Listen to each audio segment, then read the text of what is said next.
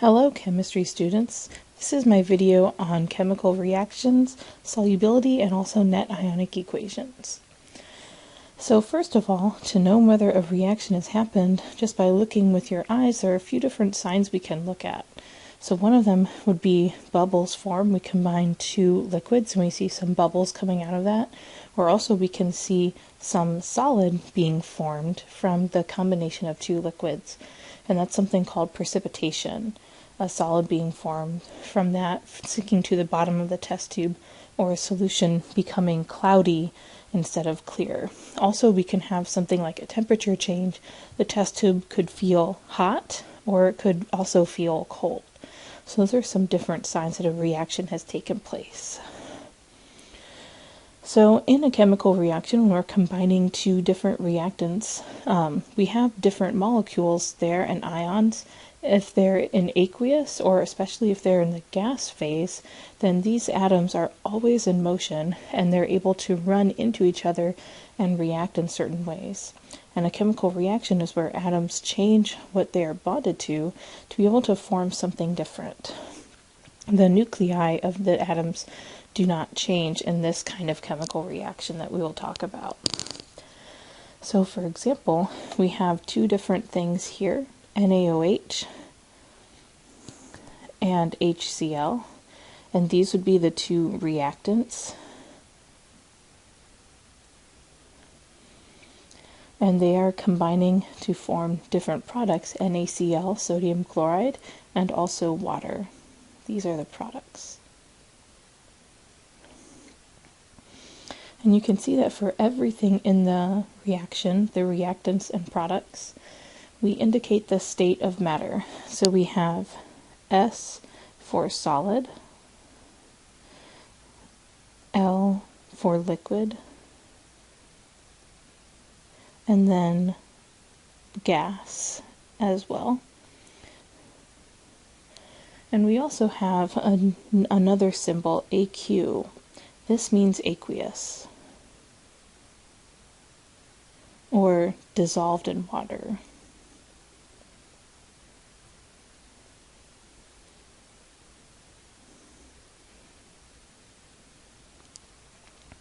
And that's what I'm going to talk about next, solubility. So some things will be able to dissolve in water when we combine them with water, and we call that as soluble. Something will dissolve in water. If something doesn't dissolve in water, we call it insoluble. And that is when that insoluble solute, what's dissolved in water, or our chosen solvent. Water will be our solvent for most of the reactions we do. Something that's insoluble will form this solid precipitate and make the compound, make the test tube cloudy, or have a solid in it.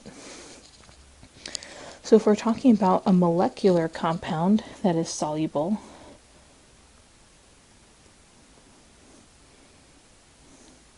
so something like glucose, C6H12O6, we know it's soluble in water because of our sugary drinks we like to drink.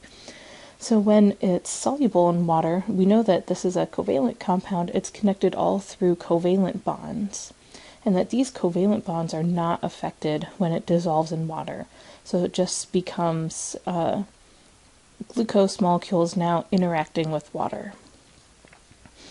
For ionic compounds, we can have a few different things happening that we will see in the reactions we do in class. Some ionic compounds are soluble in water, but some are not soluble in water. If we have some soluble ionic compound, they actually will interact with the water molecules very favorably and they will come apart. So for NaCl, we know that's an ionic compound with sodium and chlorine. And here we have some indications, some drawings of what sodium and chlorine will look like when they are soluble in water. So here we have sodium plus 1. Because of its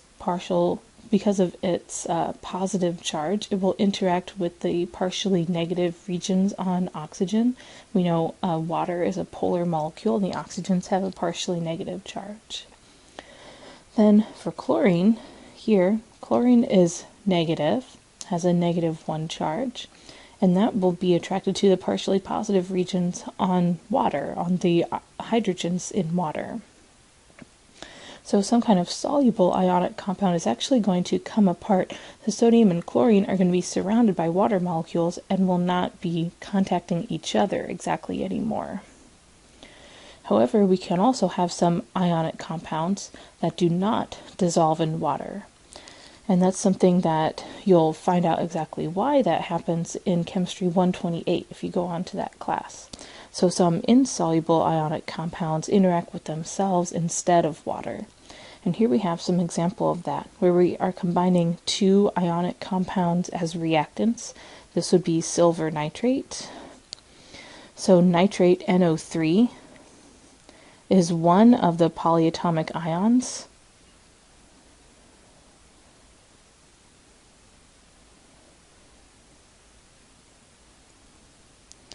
That you will need to memorize for our exam. So this is where we're starting to use those polyatomic ions. So it has a -1 charge on it. And also we have the ionic compound calcium chloride. So for those, nitrate has a minus charge and so does chlorine. So now these are switching pairs so that silver, a positive charge, is interacting with the other negative charge, the chlorine in this case. And that product, this ionic compound silver chloride, is insoluble. It forms a solid, and this is what a precipitate would look like. It's one example of one in a test tube, some cloudiness or some solid forming at the bottom. So this product, silver chloride, is an insoluble ionic compound that will not dissolve in water. So we have a set of rules to actually determine what ionic compounds will be soluble and what will not be. So this is the water solubility rules for ionic compounds that are soluble or insoluble in water. So these are things you'll always have. If you have your equation sheet with you right now, you can grab that, and the solubility rules are already on there. So it's something you'll always have during a quiz and exam. Just need to be able to use it to see that something like chlorine is soluble with most things that it's paired with, but it's not soluble when it's paired with silver. So that's why our silver chloride product in that previous reaction was not soluble. Okay, so now we're starting to work with chemical reactions, and we need to be able to balance them. So here's a reaction. We have water, H2O, and that's our reactant, and then we are producing two different products, oxygen gas and hydrogen gas. So we have a certain formula for water. It's molecular formula, H2O, and then for oxygen and hydrogen gas, it's H2 and O2. So now what we need to do is balance it to make equal numbers of each element on each side of the reaction. So these formulas, the molecular formulas, we cannot change that. So what we need to do is to add some coefficient in front of it. This is called a stoichiometric coefficient. And this is the molar ratio of products and reactants. So it's telling us how many moles or how many molecules of each that we need. So let's go ahead and balance this equation. So here's our unbalanced equation right now. So I like to make a little table of reactants and products.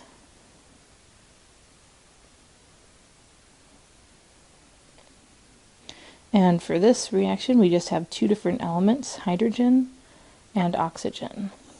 So as the reaction is written right now, we have two hydrogens on the reactant side and one oxygen. And on the products, we have two of each.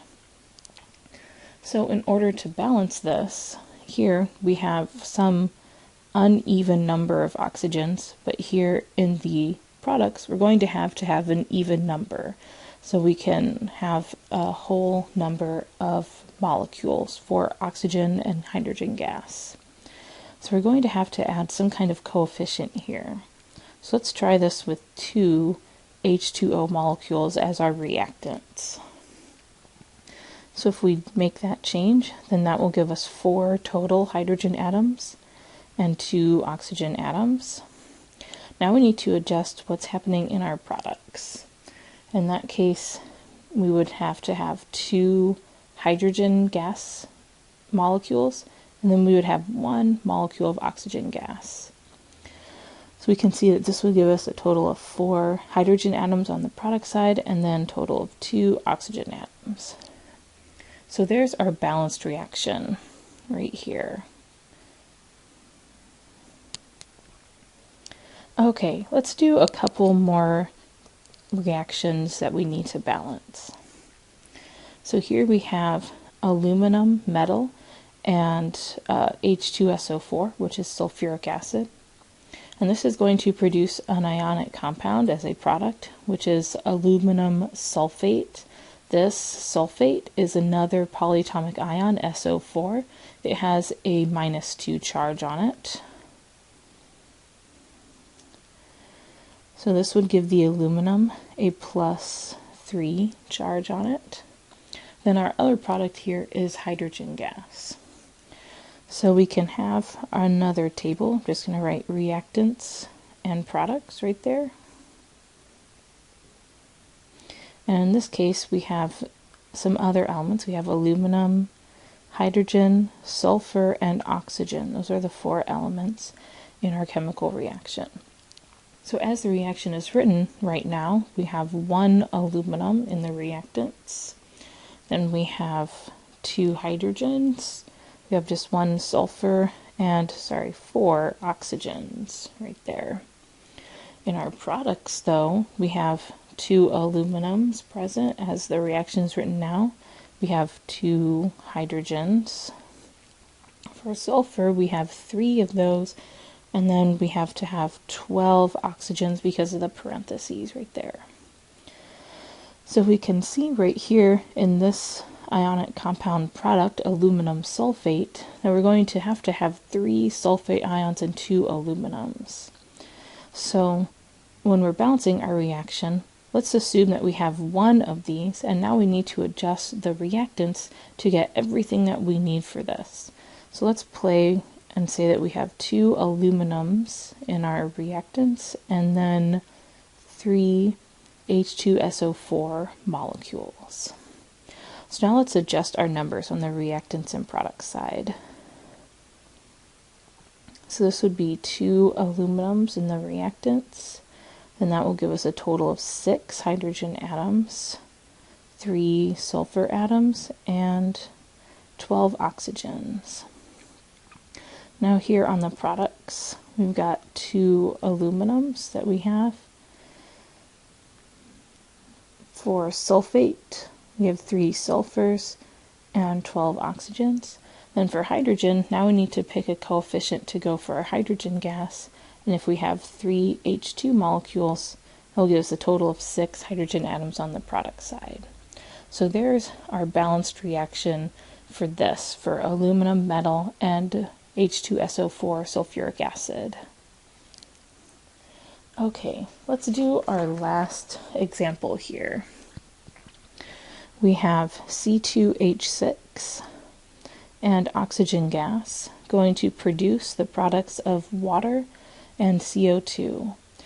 So this reaction is a typical combustion reaction with some hydrocarbon being combined with oxygen gas to produce CO2 and water vapor. So this combustion reaction that produces CO2 is similar to the combustion reaction that happens in combustion engines. So here as the reaction is written now, we can make a little table of reactants and products. And we've got carbon, hydrogen, and oxygen in our reaction right now. So as the reaction is written in its unbalanced form, we have 2 carbons, 6 hydrogens, and then 2 oxygens on our reactant side. For products, we have a total of 1 carbon as it's written. For hydrogen, we've got 2 of those. And then for oxygen, we have 3 oxygens here. So we can see that this product, water, we have an uneven number of oxygens, one oxygen in water, but then 2 here in CO2.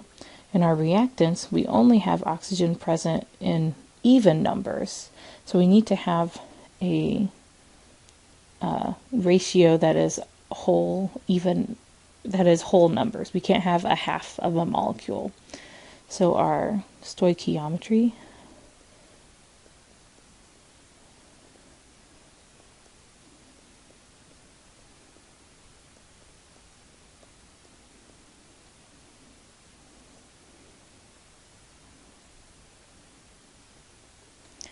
they must be whole numbers. We won't be talking about a half of a molecule or some fraction of a molecule. So we know that for this oxygen gas, we will need to get some even number of oxygen molecules total on both sides of the equation. So let's kind of play around with this. Let's make a little guess. Let's say that for water, we need to know, we'll have some even number of water molecules, so maybe 2 or 4 or something like that. So let's make our guess that we have 2 water molecules on this side. So that would give us a total of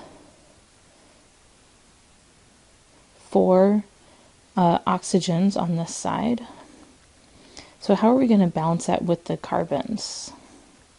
So it turns out that because of the carbons and hydrogens, if we have 2 water molecules, we won't be able to balance the carbons as well. So we'll have to have, let's make our first guess. So we have 1 C2H4, then we'll have to have 2 CO2 molecules. But the hydrogens aren't balanced right now. So we have 4 hydrogens here on the product side, but we've got to have 6 of them here on the reactants. We can't change that formula. So what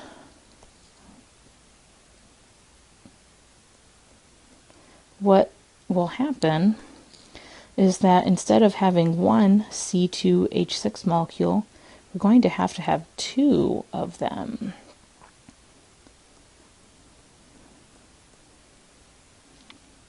So if we had 2 C2H6, that would give us 4 carbons, and then that will give us 12 hydrogens. So now we want to make it so that our carbons and hydrogens are balanced. So for having 4 carbons, we're going to need 4 molecules of CO2 to give us 4 carbons on the product side. Then for hydrogens, if we had 6 water molecules, that will also give us 12 hydrogens. So now for oxygens, we have a total of 8 from the CO2 molecules. Then we have a total of 6 from the water molecules, which gives us 14 on our product side. So we're going to need 14 oxygens on our reactant side too. So we need 7 molecules of O2. That'll give us 14 oxygen atoms as reactants and also 14 as products. So right here with 2 C2H6 molecules, 7 O2 molecules, and then 6 and 4 for our products will give us a balanced reaction.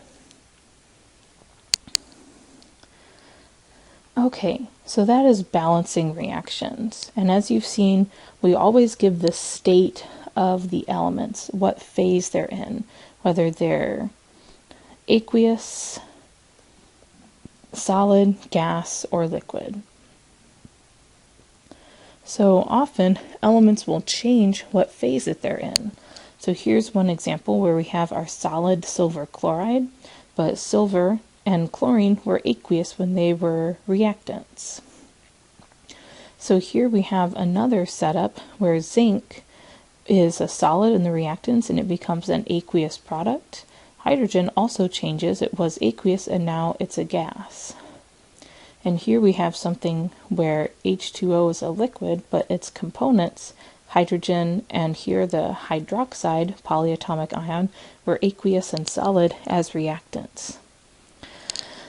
So whenever something changes its phase, this is an important state to indicate that a chemical reaction has taken place. And the things that are changing phase, we know, are definitely changing what they are interacting with and changing their chemical state. So in this way, we actually isolate the things that are changing the most in something called a net ionic equation. So in a net ionic equation, if we have some aqueous ionic compound,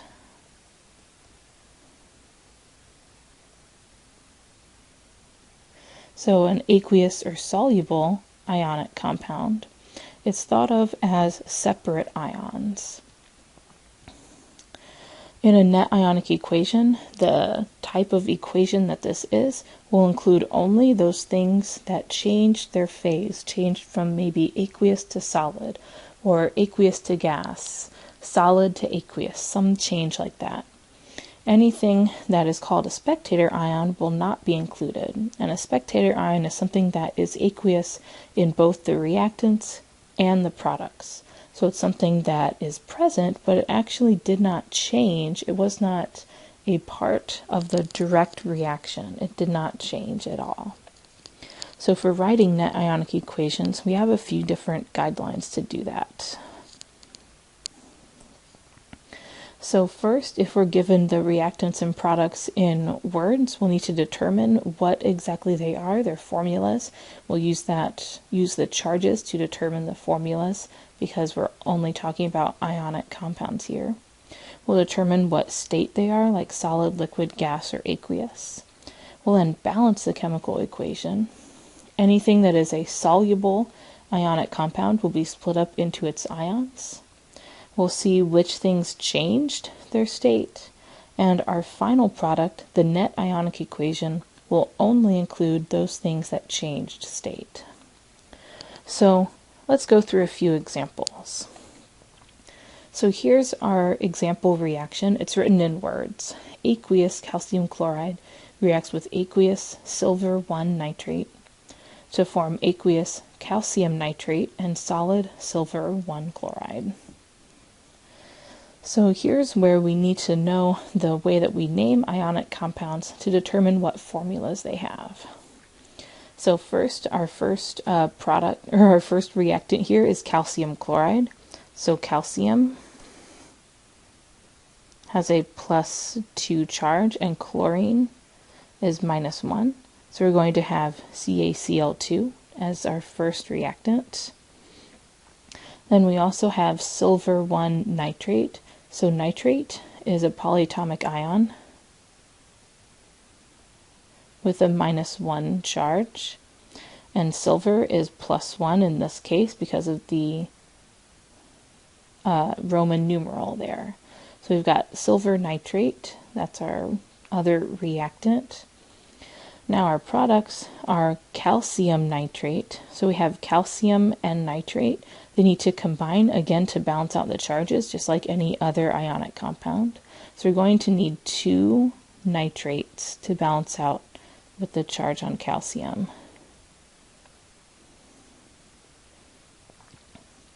And then our other product is silver chloride. So silver and chlorine both have 1 charge. So that will be our silver chloride. So those are the formulas for our ionic compounds, which are all our reactants and products. Now we need to determine the state of the reaction here. So in this case, they are given to us, where the 2 reactants are aqueous. Calcium nitrate is also aqueous, and then silver chloride is a solid. So if these weren't indicated, then we would actually be able to determine that through our solubility rules table. Okay, now we need to balance our equation. So right now we have 2 chlorines on the reactant side, and we know we're going to need to have that balanced in our product side. We also have 2 nitrates in our products and only 1 in the reactants. So in this case, we're going to need 2 silver nitrate molecules and 2 AgCl products right there. So that's our balanced reaction. We have one of everything else. Okay, so now we have our balanced reaction. And now we need to think about what is aqueous and what is not. Anything that is aqueous is going to be split up into its component ions. So here we have calcium chloride. So when it's aqueous, we really have just a calcium ion that's interacting with water. Then also for chlorine, we're going to have, in this case, 2 chlorine ions interacting with water. And something similar is going to happen for the silver nitrate. We have 2 silver ions because of the stoichiometry on the silver nitrate. And then we also have 2 nitrate ions. So those are the reactants here. For the products, we have calcium nitrate,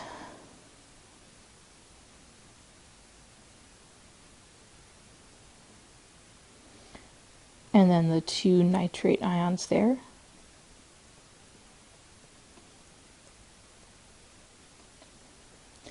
Then our last product is silver chloride. This is solid, it's insoluble, it's not interacting with water, so we actually don't change it. It doesn't split into its component ions. So now for our net ionic equation to write it, we want to include only those things that actually changed their phase of matter. So our silver chloride is a solid, and that came from the aqueous silver and aqueous chlorine. So here we can see that calcium is aqueous as both a reactant and a product, so it's something that we're not going to include. And the same for the nitrate, it's aqueous as both a product and a reactant. So just for space saving, I'm going to erase this for now. So our final net ionic equation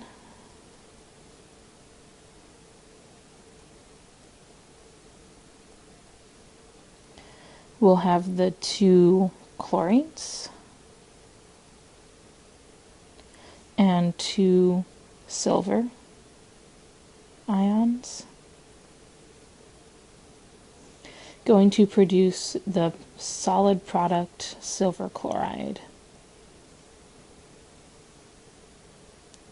So our net ionic equation only consists of these things. So now in this case we have a 2 for our stoichiometry for each of our reactants and products. So if we wanted to, we could simplify this a little bit further and say that we had 1 chlorine, 1 silver going to produce 1 silver chloride. So the ratio is intact. Okay, so let's do another example of a net ionic equation. So in this case, we have solid zinc metal as a reactant as well as HCl, hydrochloric acid, and they react to form the zinc chloride, a product, and also hydrogen gas. Those are our reactants and products. So now we need to write them in a chemical form.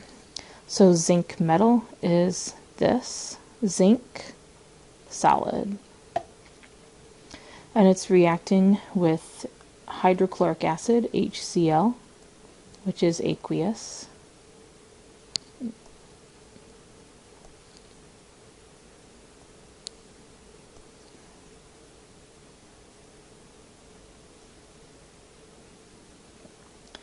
and our products are zinc chloride, and it specifically says zinc is +2. So we're going to need 2 chlorines to interact with it, and it says that this is aqueous. And our other product is hydrogen gas. So whenever we have something as a gas, then it's going to interact with itself. Well, we're going to have an H2 bond right there. So we could have something like hydrogen gas would be H2, oxygen gas, O2, nitrogen gas would be N2, etc. Okay, so we have our formulas for all of the different reactants and products. So now we need to balance this reaction. So we've got 2 chlorines here, and also we need to have 2 hydrogens in our product side to make our formulas work. So in this case, all we need to do is have 2 HCl molecules in the reactants, and that produces a balanced equation. Okay, so now anything that is an aqueous compound is going to be split into its component ions. So for zinc chloride, an ionic compound, yes, it will be split into its ions. But actually for this, for HCl, hydrochloric acid, so we know that both hydrogen and chlorine are nonmetals, but in reality, when this is something that interacts with water, hydrogen and chlorine will split up. They find it much more favorable to interact with water than to keep that covalent bond there. So this is one time where a covalent bond is broken, and that's in the case when we have an acid. We'll talk about acids in the next video, how hydrogens are able to leave to become these free hydrogen ions. So whenever you see an acid, it will dissolve in water so that the hydrogens are released. So when things are being broken up into its ions, we'll have zinc solid, so that's just a solid piece of zinc, plus 2H plus aqueous ions, and also 2 chlorine aqueous ions. And they're going to produce this product. First of all, zinc chloride, that's an ionic compound and it's aqueous. So here we have zinc plus 2 aqueous, and also the 2 chlorine ions. Then our last product is hydrogen gas. So in this case, it's not an aqueous ion, it won't be splitting up in any way, it's still hydrogen gas like this. Okay, now we need to look for what has changed its phase. So the hydrogen definitely did. So it's gone from some aqueous ion into a gas. The zinc as well has changed its phase, so it's gone from a solid to now an aqueous component. So in this case, the chlorine has not changed its phase. It's aqueous as both a reactant and product. So the net ionic equation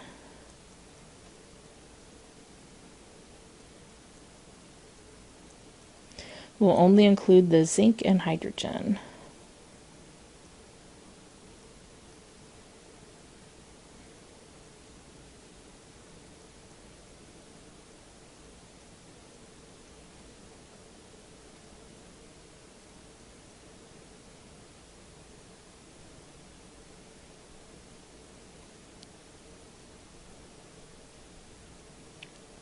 Okay, so that is our net ionic equation here. Okay, I have one more example to go over. So in this case, we're just told what the reactants are, and we need to determine what the products are going to be, as well as then come up with our net ionic equation. So our reactants are calcium nitrate and sodium phosphate. So nitrate is a polyatomic ion that we've seen earlier in this video, and phosphate is another one of those polyatomic ions that you'll need to know for the exam. So you'll need to know the name of the polyatomic ion, its formula, and also its charge. Phosphate in this case, its formula is PO4 and its charge is -3. So now that we know our ions, we need to work out how those ionic compounds are going to form, what formulas they're going to have. So we have calcium, which is 2 plus when it forms an ion, and nitrate is this NO3 minus 1. So we're going to have 2 nitrate ions to pair with 1 calcium to form this balanced charge ionic compound. Then here we have our phosphate ion, and it is interacting with sodium, which is a +1 when it forms an ion. So in this case, we're going to have 3 sodium ions to pair with the phosphate ion to have a balanced charge. So those are our 2 products. Those are the ionic compounds. Now we need to determine, those are our 2 reactants. Now we need to determine what the products are going to be. So for many of the ionic compound reactions we're going to see, we have 2 different types of ions, negative and positive, cations and anions. So in this case, we have calcium paired with nitrate, an anion, and now calcium is going to pair with the other negative charge, phosphate. So we're going to have calcium phosphate as well as sodium nitrate. Everything's going to flip its partners. So we have calcium and phosphate that need to form an ionic compound. So calcium is 2 plus and phosphate is 3 minus. So for our product here, we're going to have 3 calcium atoms and then 2 phosphate polyatomic ions to form a balanced charge ionic compound. Then our other product will be sodium nitrate. So in this case, it's +1 and -1. So it will just be this NaNO3. That's our sodium nitrate. So now we've determined the formulas for all of the different reactants and products. Now we need to determine their phase, and this is something we can do now with the solubility rules. So we have calcium nitrate. So if we find nitrate on the solubility rules table, nitrate is soluble with calcium. So that means it will form an aqueous ion. Then sodium phosphate. So we can find phosphate on the polyatomic on the solubility rules table. It is usually insoluble, but it is soluble when paired with sodium. So this is also soluble. So our 2 reactants are 2 different soluble things. When we have calcium phosphate, though, this pairing between calcium and phosphate is insoluble. So this will form a precipitate. Our other product, sodium nitrate, this will be soluble and it will be aqueous. So those are our phases. So we know a solid's going to be made in our reaction here. Now we need to actually balance this reaction. And this is kind of similar to what we've seen before. We're going to have some product, ionic compound product, that has many different ions as part of it. We know we're going to have 2 phosphate ions and 3 calciums, so we can adjust the numbers of our reactants to be able to get to that. So we're going to have 2 sodium phosphates and 3 sets of calcium nitrate. That will then work to give us 1 calcium phosphate. And now we'll have a total of 6 nitrates, a total of 6 sodiums. That will give us 6 sodium nitrates as products. So that's our balanced reaction.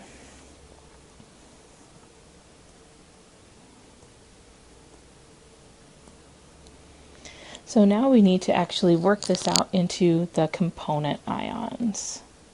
And I made a new slide for that. So we have our 3 calciums in our soluble ionic compound, and then a total of 6 nitrates. So that's our first reactant there, split into its ion components. Then we also have 6 sodium ions and the 2 phosphate ions.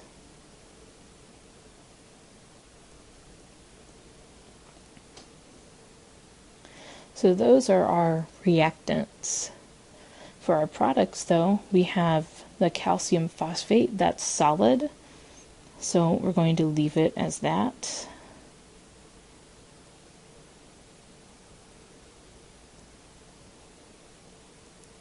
And then we'll still have the 6 sodiums and 6 nitrates.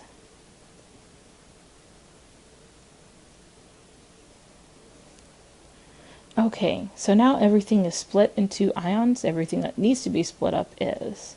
So here we have our solid product, calcium phosphate, which is coming from the calcium and phosphate parts. So those all change phase. The nitrate and silver do not. So our net ionic equation is only going to include the calcium and phosphate.